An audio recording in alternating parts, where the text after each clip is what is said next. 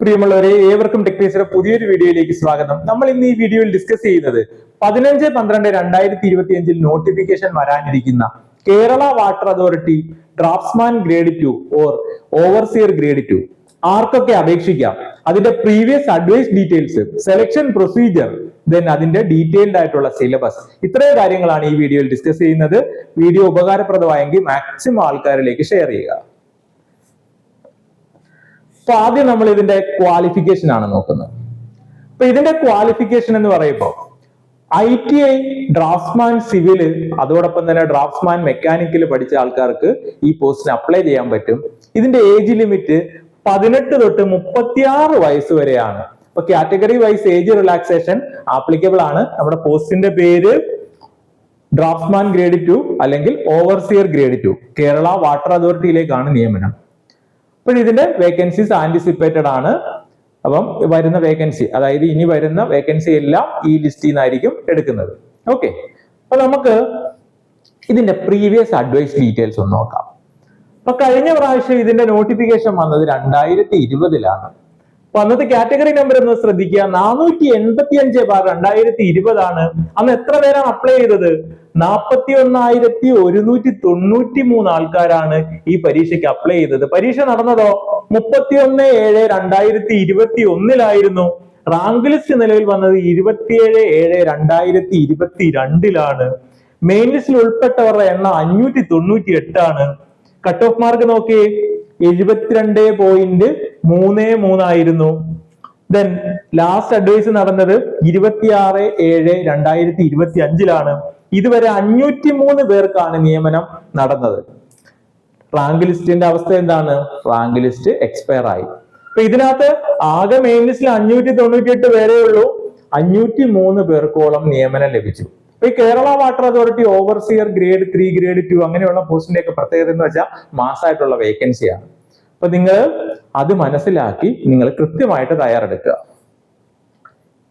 ഇപ്പൊ ഞാൻ ക്വാളിഫിക്കേഷന്റെ കാര്യം പറയുമ്പോൾ നിങ്ങൾ ഒരു കാര്യം കൂടെ മനസ്സിലാക്കണം. ITI ഡ്രാഫ്റ്റ്സ്മാൻ സിവില് മെക്കാനിക്കൽ ആണ് അല്ലെ ഇതിന്റെ ക്വാളിഫിക്കേഷൻ. ഒന്നുകിൽ ITI ഡ്രാഫ്റ്റ്സ്മാൻ സിവില് അല്ലെങ്കിൽ ഡ്രാഫ്റ്റ്സ്മാൻ മെക്കാനിക്കൽ.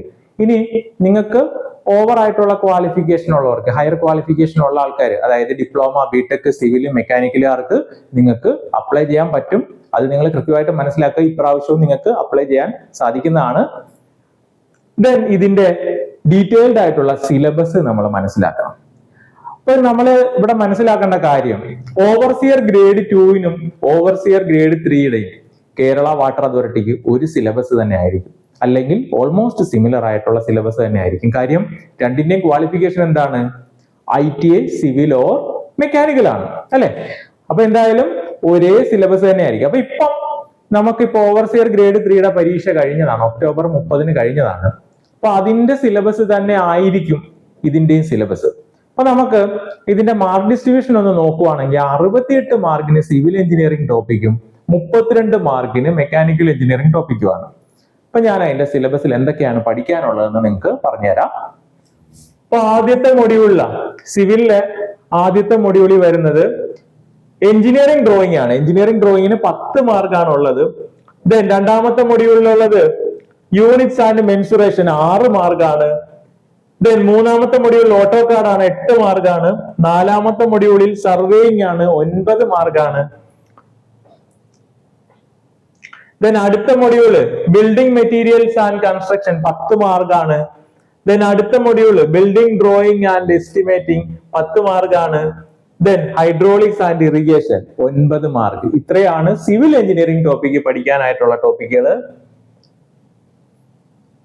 ദെൻ ഇനി അടുത്തത് മെക്കാനിക്കൽ എഞ്ചിനീയറിംഗ്. മെക്കാനിക്കൽ എഞ്ചിനീയറിംഗിൽ എന്തെല്ലാമാണ് പഠിക്കേണ്ടതെന്ന് നോക്കാം. അപ്പൊ അതിനകത്ത് മൊഡ്യൂൾ 1ന്റെ ഹെഡിങ് എന്ന് പറഞ്ഞാൽ develop surface and Inter penetration of solids in orthographic projection ആണ്. അതിന് 2 പാർട്ടായിട്ടാണ്. ആദ്യത്തെ പാർട്ട് ഡെവലപ്മെന്റ് ഓഫ് സർഫസ് ആണ്, അതിന് 3 മാർക്കാണുള്ളത്. Then inter penetration of solids in orthographic projection അതിന് 2 മാർക്കാണുള്ളത്. ദെൻ രണ്ടാമത്തെ മൊഡ്യൂൾ നോക്കുവാണെങ്കിൽ different types of fasteners, welds and locking device. അപ്പൊ അതിൽ ഓരോ ടോപ്പിക്കിലെ മാർക്ക് വെയിറ്റേജ് നമുക്ക് നോക്കാം. ആദ്യത്തെ ഫാസ്റ്റനേഴ്സിന് 3 മാർക്കാണ്, വെൽഡിന് 2 മാർക്കാണ്, ദെൻ ലോക്കിംഗ് ഡിവൈസിന് 3 മാർക്കാണ്. ദെൻ അടുത്ത മൊഡ്യൂൾ നോക്കിയാൽ pipe joints and riveted joints ആണ്. അപ്പൊ അത് ഈ പൈപ്പ് ജോയിന്റ്സിന് 2 മാർക്കും ദെൻ റിവറ്റഡ് ജോയിന്റ്സിന് 3 മാർക്കുമാണുള്ളത്. ദെൻ അടുത്തൊരു മൊഡ്യൂൾ 4 നോക്കിയാൽ belt drive and gear drive ആണ്. അതിനകത്ത് ബെൽറ്റ് ഡ്രൈവിന് 4 മാർക്ക്, ദെൻ ഗിയർ ഡ്രൈവിന് 3 മാർക്കാണ് ഉള്ളത്. ദെൻ അടുത്ത 5ാമത്തെ മൊഡ്യൂൾ നോക്കിയാൽ ഹൈഡ്രോളിക്സ് ആൻഡ് ന്യൂമാറ്റിക്സ് ആണ്. അപ്പൊ അതിനകത്ത് ഹൈഡ്രോളിക്സിന് 3 മാർക്കും ന്യൂമാറ്റിക്സിന് 2 മാർക്കുമാണ് ഉള്ളത്. ദെൻ അടുത്ത മൊഡ്യൂൾ നമ്മൾ നോക്കുവാണെങ്കിൽ module 6 limit fit and tolerance ആണ്. അപ്പൊ ലിമിറ്റ് ഫിറ്റ് ആൻഡ് ടോളറൻസിന് 4 മാർക്കാണ് ഉള്ളത്. ദെൻ അടുത്ത മൊഡ്യൂൾ നോക്കിയാൽ മൊഡ്യൂൾ 7 ബെയറിംഗ് ആണ്. ബെയറിംഗിന് 4 മാർക്കാണ് ഉള്ളത്. അപ്പൊ അത്രയും കാര്യങ്ങളാണ് നമുക്ക് സിലബസിൽ പഠിക്കാനായിട്ടുള്ളത്. ഡീറ്റെയിൽഡ് ആയിട്ടുള്ള സിലബസിൽ എന്തൊക്കെയാണ് പഠിക്കേണ്ടതെന്നുള്ള കാര്യങ്ങളെല്ലാം നിങ്ങൾക്ക് സ്ക്രീനിൽ കാണാൻ സാധിക്കും. അപ്പൊ ഇവിടെ നമ്മൾ മനസ്സിലാക്കേണ്ട കാര്യം, ഈ എക്സാം ഇപ്പം ഡിസംബർ 15 ഇതിന്റെ നോട്ടിഫിക്കേഷൻ വരികയാണ്. അപ്പോൾ കഴിഞ്ഞ പ്രാവശ്യത്തെ പോലെ തന്നെ ഒരുപാട് വേക്കൻസീസ് ഇനിയും പ്രതീക്ഷിക്കാം. അപ്പൊ ഇതിനകത്ത് നിങ്ങൾ മനസ്സിലാക്കേണ്ട കാര്യം, സിവിൽ എഞ്ചിനീയറിംഗ് ഉദ്യോഗാർത്ഥികൾ ഈ പോസ്റ്റിലൊക്കെ ജോയിൻ ചെയ്തിട്ടുള്ള ആൾക്കാർ അവരുടെ ഡിപ്പാർട്ട്മെന്റ് കിട്ടുമ്പോൾ പലരും മാറിപ്പോവും. അങ്ങനെയൊക്കെ വേക്കൻസീസ് വരാം. ഇനിയുള്ള പ്രാവശ്യവും ഒരുപാട് വേക്കൻസീസ് നമുക്ക് പ്രതീക്ഷിക്കാം. അതുകൊണ്ട് നിങ്ങൾ എന്ത് ചെയ്യണം? ഇതിനുള്ള തയ്യാറെടുപ്പ് ഊർജിതമാക്കണം.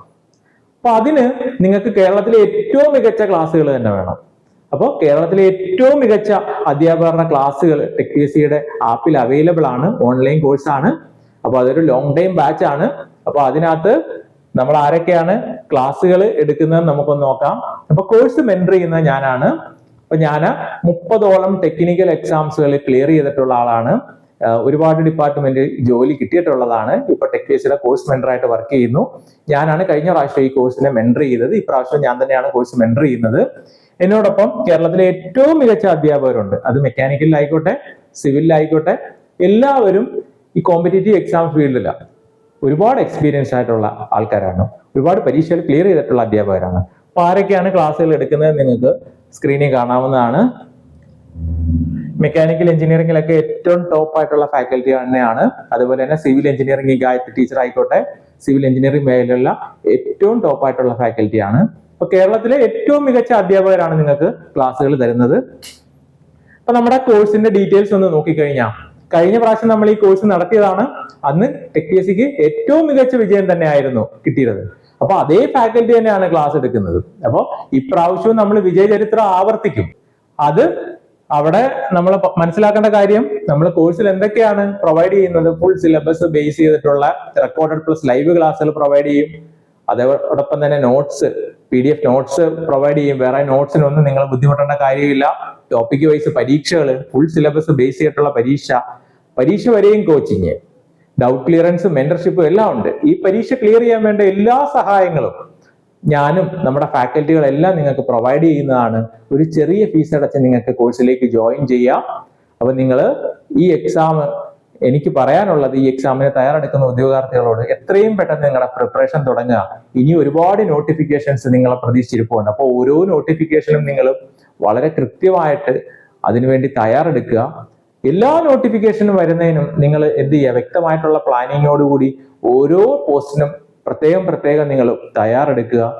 അപ്പോൾ ഈ എക്സാമിന് തയ്യാറെടുക്കുന്ന എല്ലാവർക്കും വിജയാശംസകൾ. Thank you.